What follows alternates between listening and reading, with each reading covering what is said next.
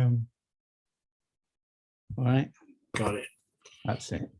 Okay, so let's just press this and say, it's my very great pleasure this afternoon to be talking to Professor Dr. Graus.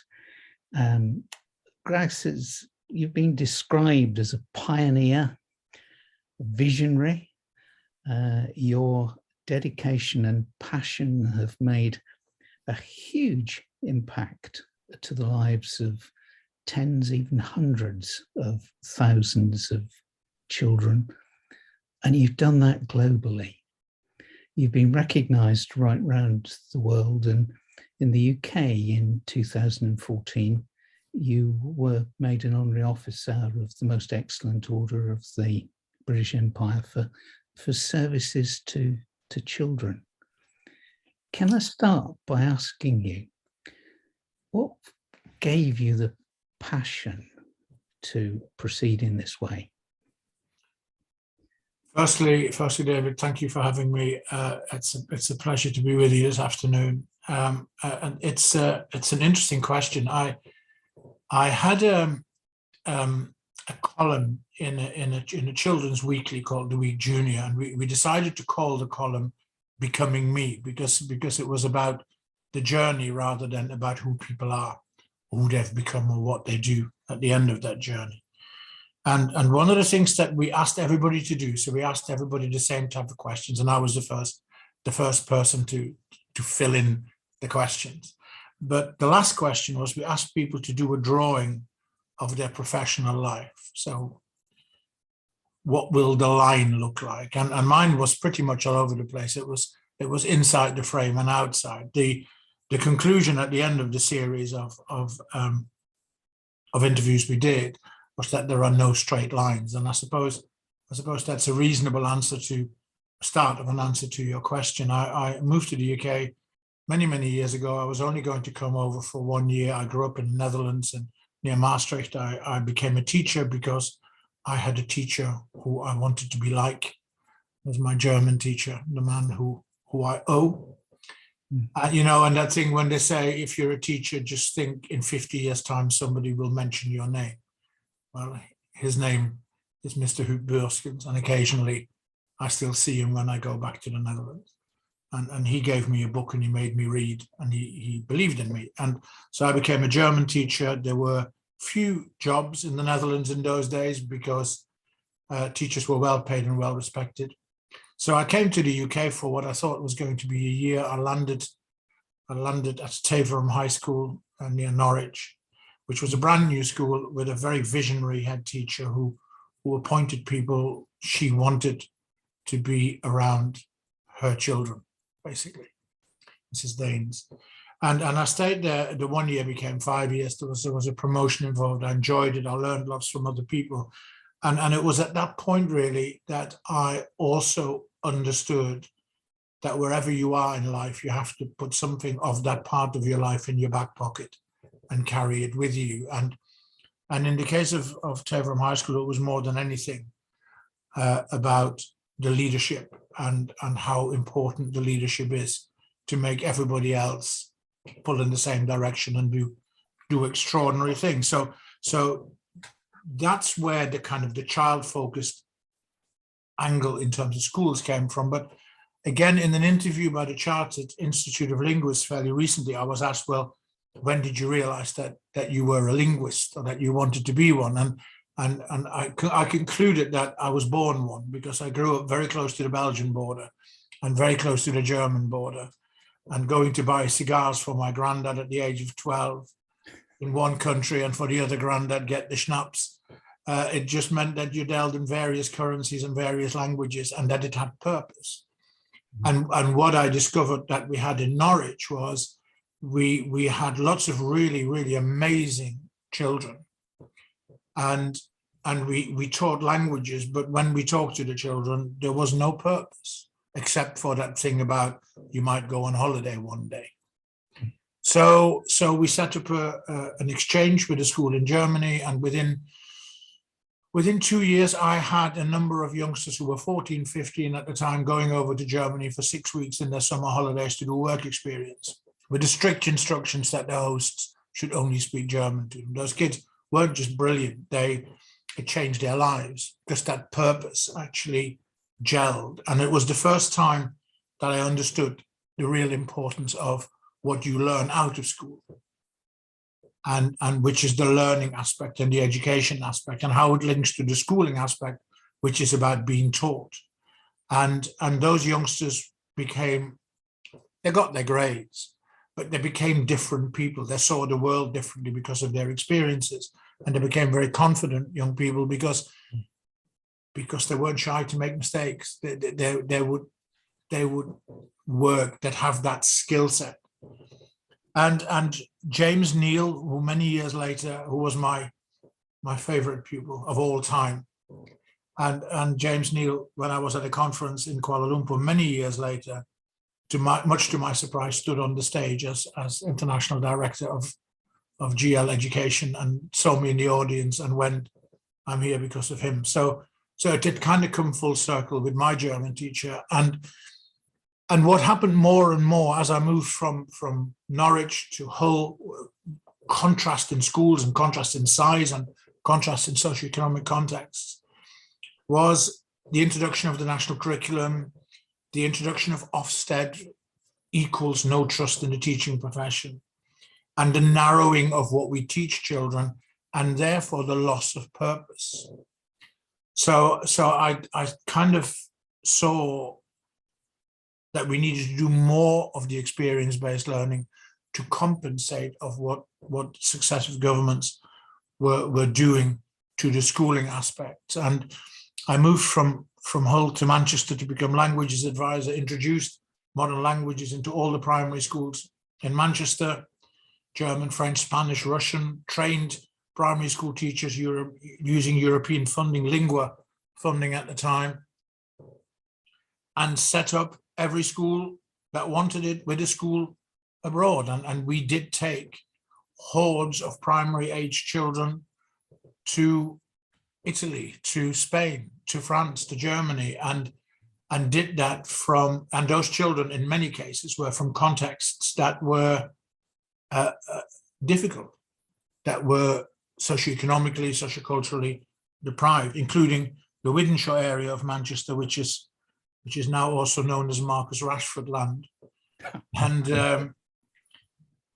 it showed again the importance of that kind of connect, of that purpose. And that's kind of where it came from. And when you see that work, and when you see those children, often against all odds, developing into confident learners, tall standing young people, then you know that you're on the right track.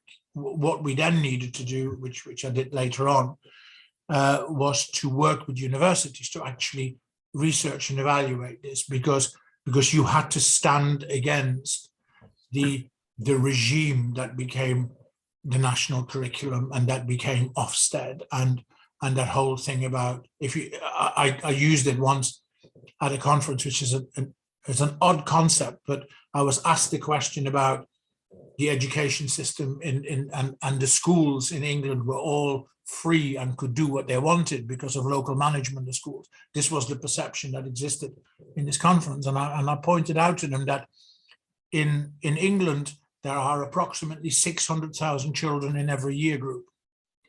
And at the time of the literacy strategy, that did mean that at 9:20 in the morning, there would be in every year group 600,000 children being plenaried. That was hardly a free, creative, innovative school system. That was a diktat, and that needed compensating. And I still absolutely believe that the experiences are in the end what turn the children on and make them see the light. And you know, there is that bit about, you know, the mind once enlightened cannot again become dark, and it becomes our job to make that happen, not just to teach, but actually to open the windows and let them look out. So you're back to the real root of the meaning of the word education to lead on. Yeah. Having said lead on, can I take you back to Hull? Yes, Because I first became aware of your work when I too was working in Hull. And I read about this thing called the Children's University. And initially, I'll admit, a little bit shocked. You know, why a children's university? And then I looked into it and it was amazing. And I saw some of the things that the children were doing. Now, you were the first chief executive, I believe the founding chief executive of the Children's University. What was the vision there? And to what extent do you think you were able to achieve it? And the third question, what did you learn from that? So firstly, I think absolutely credit where credit is due. So the notion of the Children's University came out of the considerable mind and heart of Professor Sir Tim Brighouse. Okay. In his both Oxford and Birmingham days, when he was talking about a children's university as much as he was talking about a university of the first age and a university of the third age, etc. But in Tim's mind, this was a concept.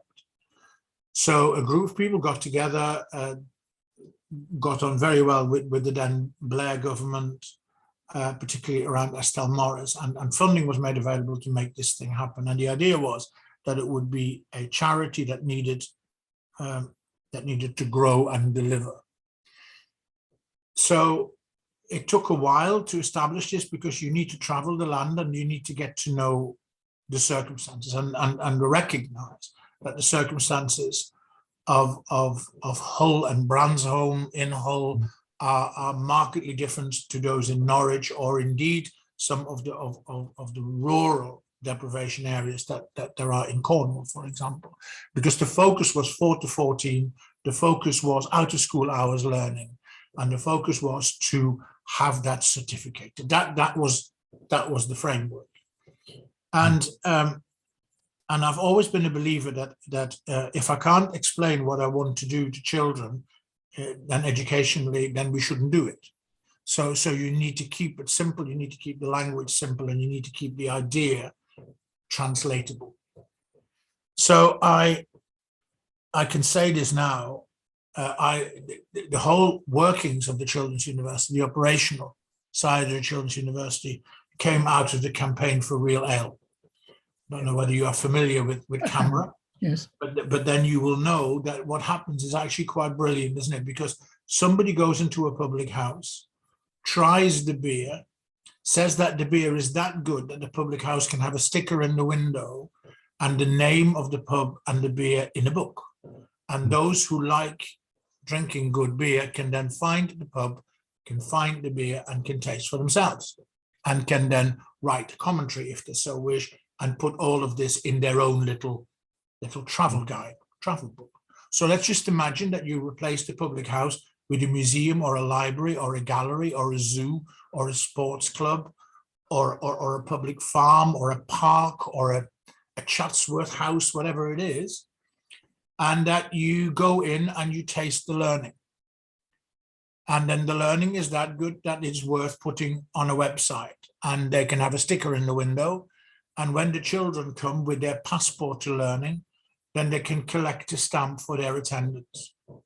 And if you've collected an X number of stamps, you can go and graduate. And you don't just graduate, you actually go to a university with your mum and dad, who quite often have not been in or near a university themselves. And there I am as a 6, 7, 8-year-old getting my first certificate at a formal ceremony done brilliantly by some of the higher education institutions. Quite amazing, vice chancellors turning up, etc. And this what then became very important to me was that this was almost like a charitable franchise. So what should not happen was the diktat should not come from the center. The quality and the quality assurance and the support should come from the center. The center should steer the innovation, but each of those children's universities locally had to have their own power base because they're their children, they're their communities, they're their museums, libraries, galleries, whatever it is. And that worked. So we went within a year or two, we went from 5 or 6 to about 20 or 30 in England, and actually initially sought them out. Literally, you had a map of areas of disadvantage, and you went and knocked on the door, and you made things happen. Soon, people were coming to us, and then people started coming from Scotland, and then people started coming from Wales, and then people started coming from Northern Ireland. So the whole thing grew. And we had annual conferences where you brought the whole family together, where you planned, where you created ownership, you shared good news, you shared sorrows and whatever, and the thing moved on. And then after 7 years, it was in 11 countries. And my last act, I suppose, was I attended the first graduation of the Children's University of Australia at Adelaide University. And there's a little video that was produced, and if you listen to the words of the mother of 2 Aboriginal girls, then you completely capture with the essence of the Children's University, but also its magic and its power. But what we had to do all along, and this is not just to satisfy the funders, but it is about satisfy the credibility that you're striving to have. So I worked with Oxford, with Cambridge University, and we produced a number of independent evaluations. And those independent evaluations absolutely and conclusively showed that children who attended, and I'll come back to that bit in a minute, children who attended the Children's University, who participated in the Children's University, in the end, did better at school. And it's not that the maths grades went up or the English grades went up or that naive stuff, but it actually meant that they became confident, curious learners who knew that there was an answer out there and who developed that skill set.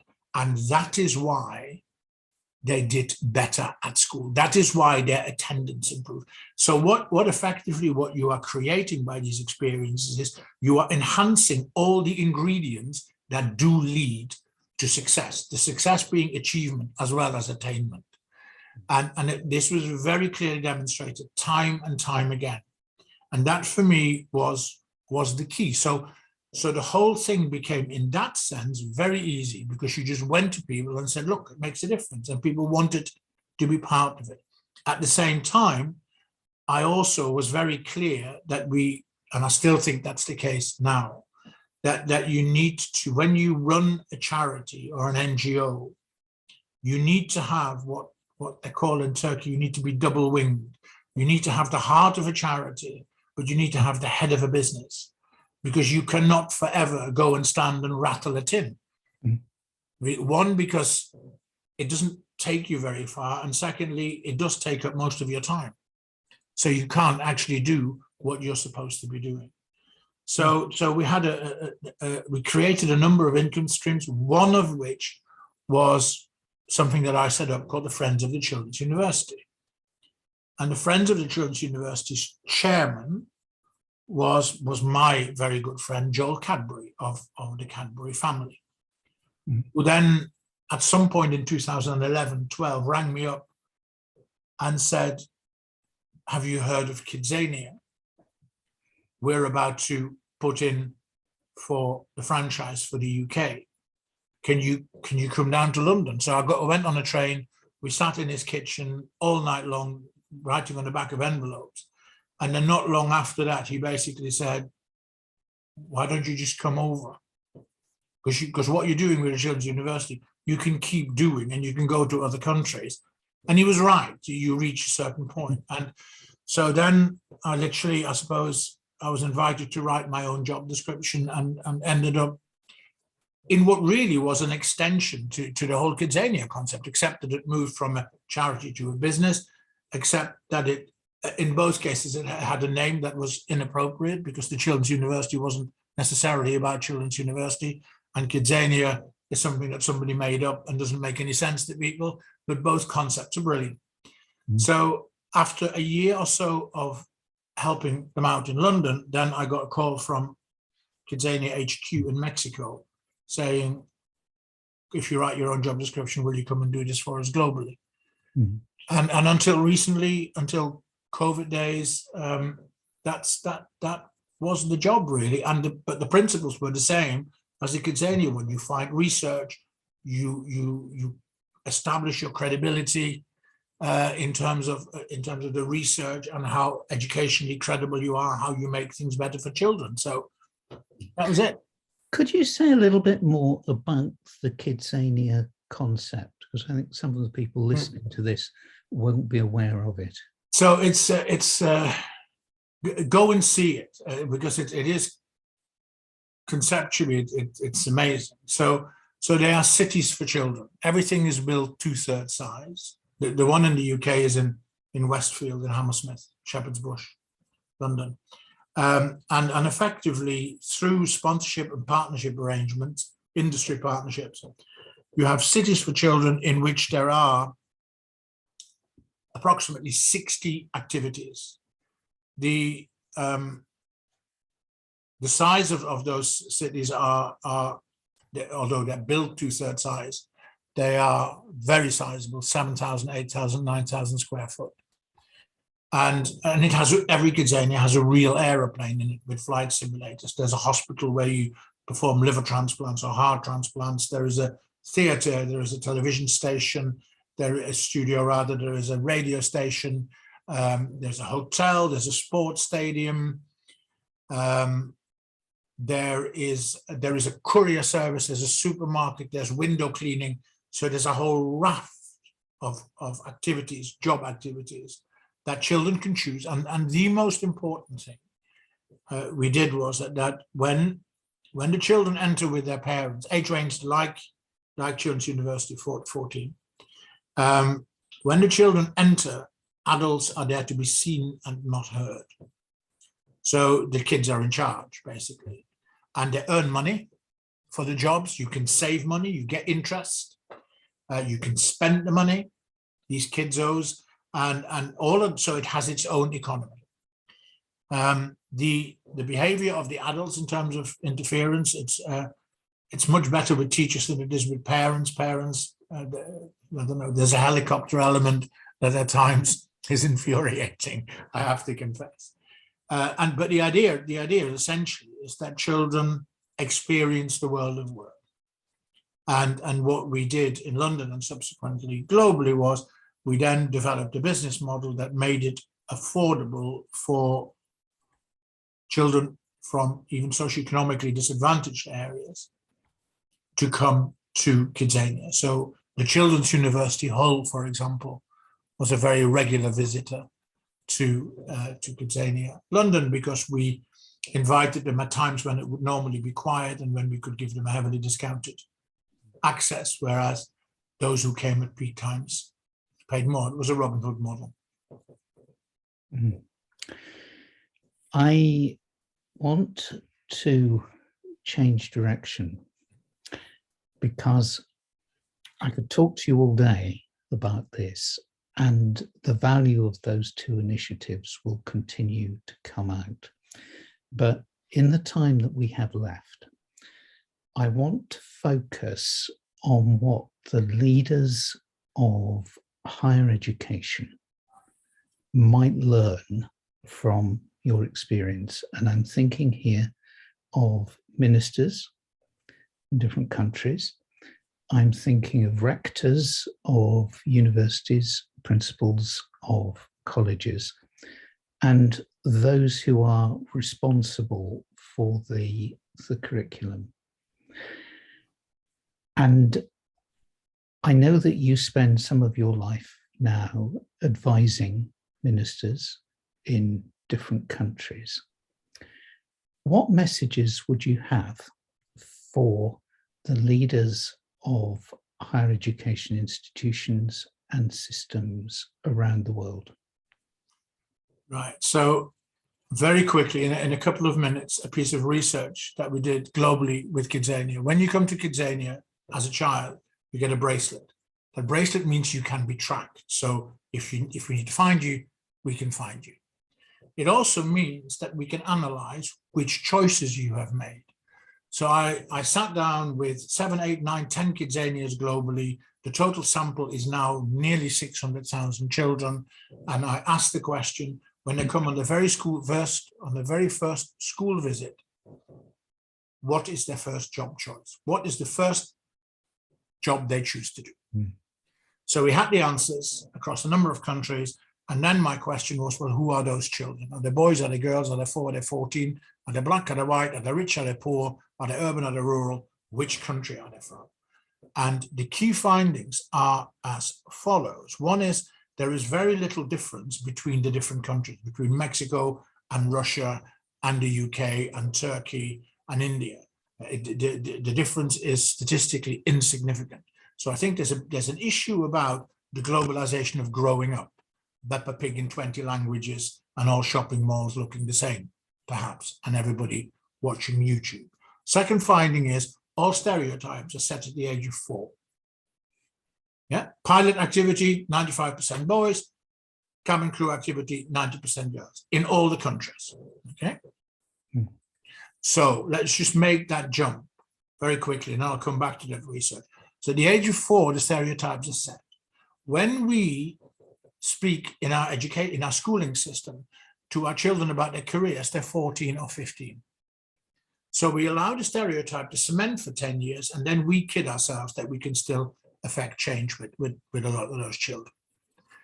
The next conclusion was that there's almost no progress between the age of 4 and 14. So there are big questions about STEM education. Does it really make a difference? If those youngsters are still choosing according to stereotype? And I remember Nicky Morgan was Secretary of State at the time, and we had this discussion, and she said, Harvard girls are now outperforming boys in tests. And I remember saying to a minister, that's not the purpose of STEM education, that's just hothousing. My point is that when they have outperformed boys in their tests, when it comes to the career choices, they revert back to stereotype because you've never put a black female pilot in front of the black girl. So how can she aspire to be? And then the next finding was that almost all girls globally, regardless of their background, choose activities below the age range. 9-year-old girls choose 7-year-old activities. 9-year-old boys choose 9 or 10-year-old activities. There's a confidence issue amongst those girls. And then finally, children can only aspire to what they know exists. The children you and I know from the Bransholme estate in Hull will not choose the aeroplane or the operating theatre or the television studio as their first choice. They will choose cleaning windows, making beds in a hotel, or working in a supermarket as their first choice. Now, my point is, to your question, that is what higher and further education should know. They need to get to know the young people who come to them much more than just their grade and their attendance and their behavior issues. We have to stop treating the children like pass the parcel. They go to primary, we pass them to secondary. We pass them to post-16, we pass them to university.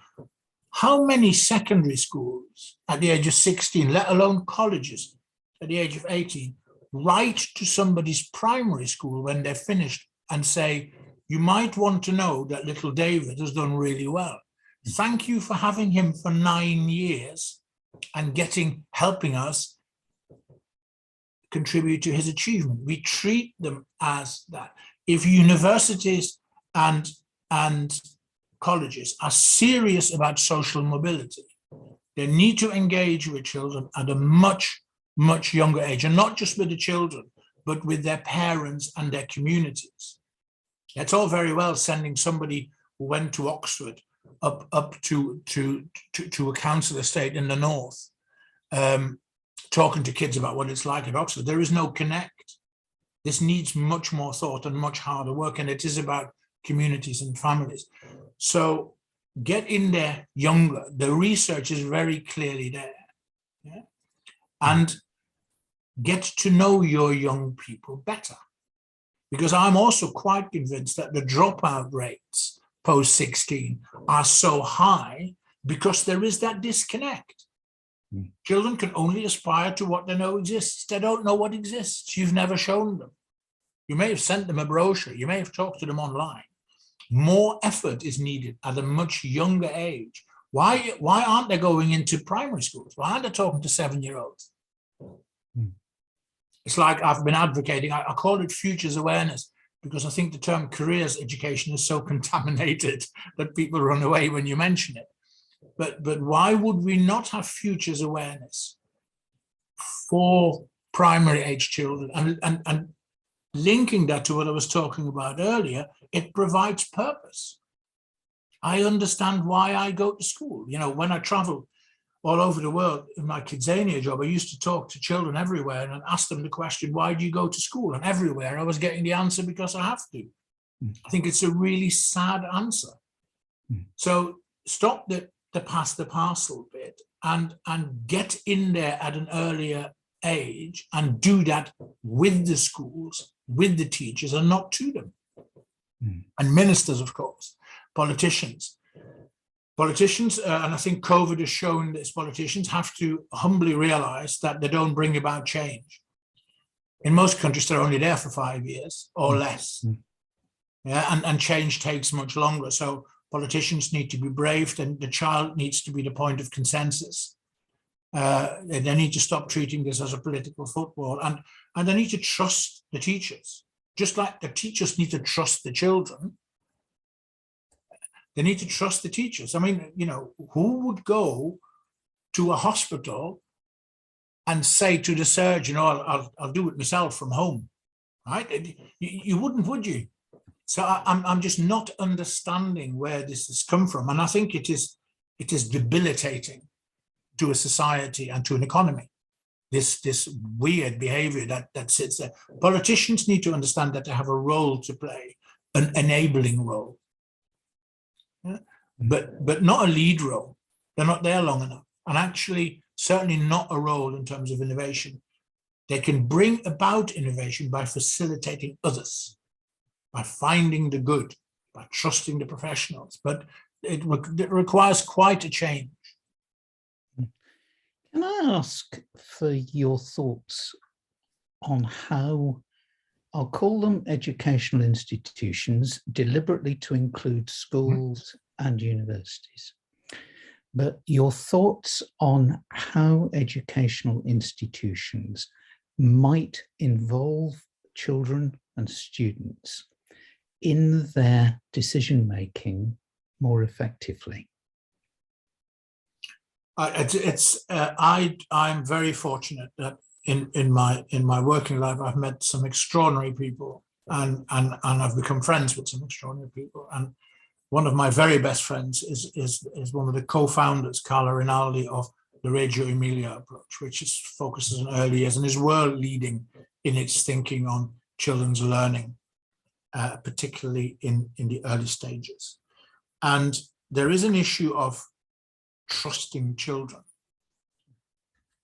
And I think, and when I mean children, I mean, 18-year-olds, whether 18-year-olds are children until fairly recently, only till a couple of years ago, I was still a child because my parents were still alive. So, I mean, in that kind of definition of the word child, we need to trust the children. We need to trust the children like they trust us. And otherwise we will not bring that about. Otherwise that will forever be tokenism, this children's voice or young people's voice or students' voice. And I think it's pretty evident if you listen to some of the horror stories that come out of higher education, for example, in terms of how some of the students are treated by the universities, how some of the female students are treated differently to male students. There are some stories around where you think, my goodness, this is taking us back centuries. So we need to come to the point where we actually trust the young people to make the contribution that we're seeking. And that may mean that we don't like what they've got to say. That also may mean that we need to look at ourselves as teachers and educators and think differently. I'll give you an example. I have two daughters, and my boy who's behind me somewhere here. I have two daughters. One is 26 and one is 16. And so one is a pre-iPhone child and one was born with an iPhone in her hand saying, what's the Wi-Fi code round here? And they are markedly different, yet they were taught from the same textbooks and they were taught in the same way. And this iPhone generation gap might as well not have happened as far as that's concerned. And I've said to my youngest daughter schools, occasionally you need to pay your 16-year-olds to teach your 7 and 8-year-olds how to work with an iPad and how to work with an iPhone and whatever the pads are called, because they're much better at it than your teachers. And your teacher's role then changes to the facilitator and the lollipop person to make sure that they don't walk down the wrong unsafe road. But apart from that, you need to pay your kids. So that would be a contribution. And don't pay them pin money either, you know, because actually your children, your older children become teachers to your younger children. Why have we not got that actually immersed in our whole system? Why are third-year university students not working with first years, not as a matter of would you like to volunteer for a couple of hours, but actually will pay you to do it, and your tutors can oversee this. That and it's not, despite what people are going to say, it's not hard to do. It might mean a bit of hard graft to begin with, but it's not that hard to do. And my 16-year-old and all her friends would happily do this. And they would be quite brilliant at it as well. And if I'm the 7-year-old, it's far cooler to be taught by a 16-year-old than by some fuddy-duddy like myself walking around there, right? So I think we need to begin to ask the question, who is the teacher? And how can we bring in communities? And how can we bring in people from outside, as well as the young people who are already there?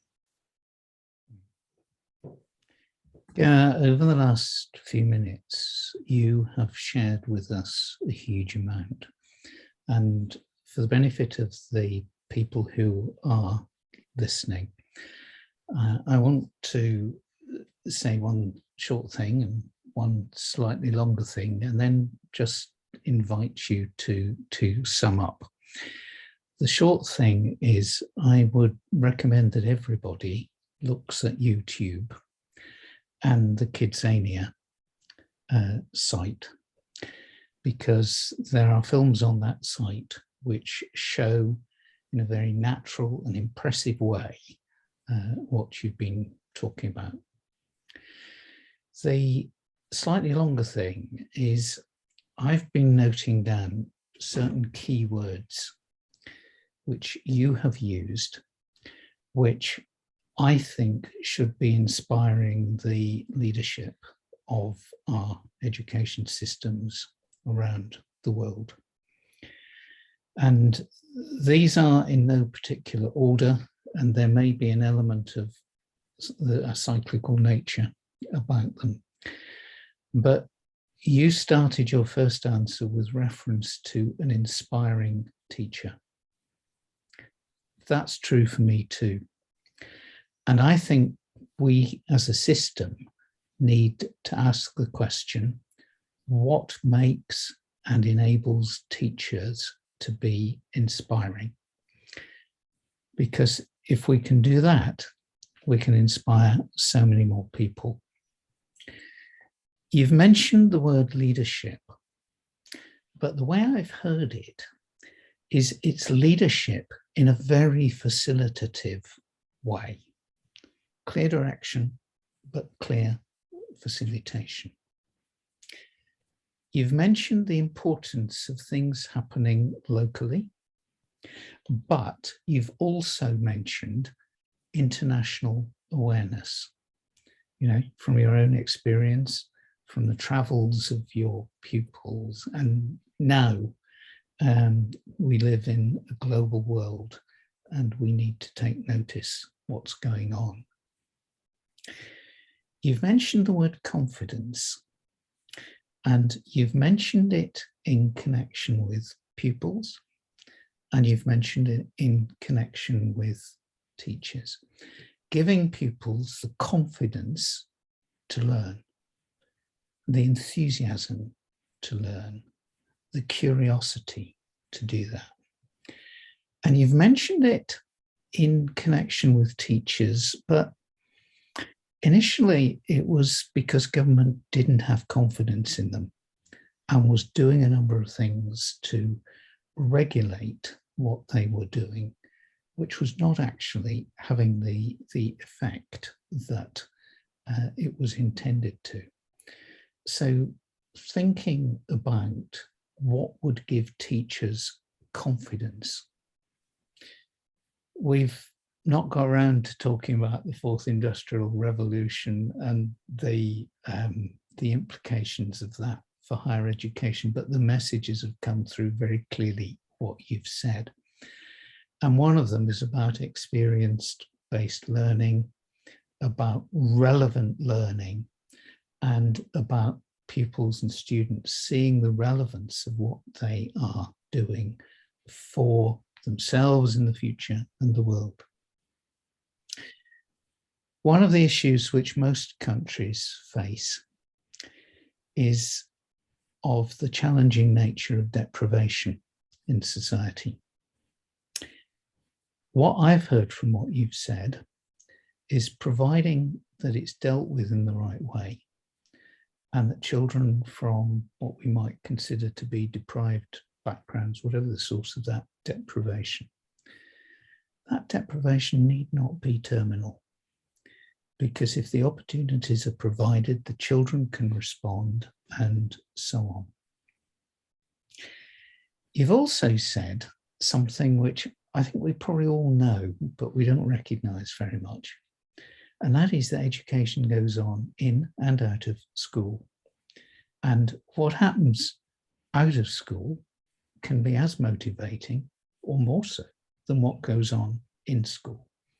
So for one bit to take account of the other, and for both to be factored in to how children learn and what they achieved.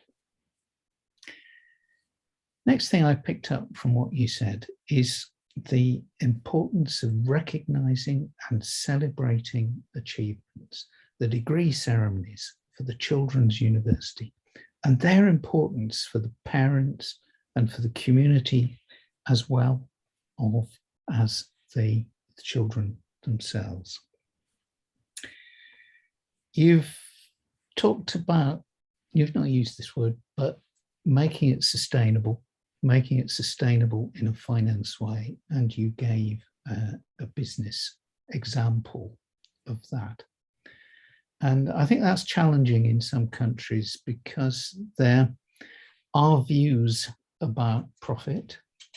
There are views about education being a public good and so on. But I think you've shown how the two can be brought together. You've spoken about future awareness, providing purpose, providing motivation for learning. And then just two more to conclude with. You've used the word trust, all right? Trust teachers and trust children and involve them both in the processes that you are engaged in. And your last point is that children can be teachers too. And to teach would give them responsibilities, which would help them to learn, which would help them to bring about the kind of reforms in society that you've been helping to achieve through Children's University and through Kidzania. Now, that's what I've got out of the last 40 minutes. If I've got it wrong, please tell me. If I've missed anything out that's critical, please tell me. What do you think? I think you're much better at summarizing this, David, than I could ever be. I think I'd like to, if I may, please, two observations that are linked, not that you've missed those, but One, and that perhaps links a little bit to the fourth industrial revolution. I was reading fairly recently that somebody, a journalist, had been reading an education report from 1923. And the conclusion of that education report was as follows, that whilst the children were performing well in school, the world of work was basically saying that they were not qualified to enter the world of work in 1923 because they didn't have the right skill sets. When I was education director in South Manchester in the early noughties, in the Wythenshawe area as part of the education action zones directly linked to Manchester Airport, we did studies with 250 companies and asked a very simple question. If you were to interview a group of 16-year-olds now, what would you be looking for in terms of their skills? And we had skills like effective oral and written communication, collaboration and networking, agility, adaptability, resilience, empathy, global stewardship, of course, critical thinking, problem solving, technology, hope and optimism, all those things were in there. Numeracy, literacy, and in many ways, they weren't very different to the ones from 1923. And I suspect that they're not going to be ever so much different to the ones from 2022 either. So I have actually no worry about the adaptability of the children, provided that we can get equity and equal opportunity and equality right across the piece, which we're struggling with. I have a concern about the teachers and the adults, because I think the concern needs to be if the world changes as rapidly as it is, we must be careful not to engage with the definition of insanity, to keep doing the same thing and expecting different outcomes. It's not about the children, it's about those who enable the learning and who facilitate the learning. They're the ones that we need to be concerned about. This is not an issue of competence, incidentally. This is an issue of change and making that change one that we can cope with, and that can be good change. So I think we worry about the wrong thing, I think, on that front. And then I'd like to make an observation about business. As you said, I think we need to have business for good, which can also be profitable. We need to focus on a return on involvement rather than just a return on investment. And I think we need to look at technology and ask the question, is it doing good, rather than is it shiny and has it got many bells? And too often when I go to all these huge events globally, it is about how shiny they are and how good the bells are. And when I ask the question, what's the difference? What's the impact? The answer requires improvement. And we have to remember that technology now is no different to the ballpoint pen when that came around and replaced the feather or whatever it replaced. It is a means to an end. And that's how we need to see it. And I think we focus too much on look how many whiteboards I've got. I'm not interested. What are you doing with them? So there's some observations around that. So I think I still see the world as incredibly optimistic and hopeful, as long as we just don't overcomplicate things, which we have a silly habit of doing sometimes, I think. Yeah, it's been a personal and a professional pleasure to talk with you this afternoon. Thank you so much for giving up your time to do this. And may I wish you every success with your next ventures. Thank you, Dave. It's been a pleasure to be here, and you know, you have my details. If anybody wants any more information or wants to get in touch, they of course can do that. Always happy to help, and I hope we meet again soon. I hope we will too. Thank you very much. Thank you.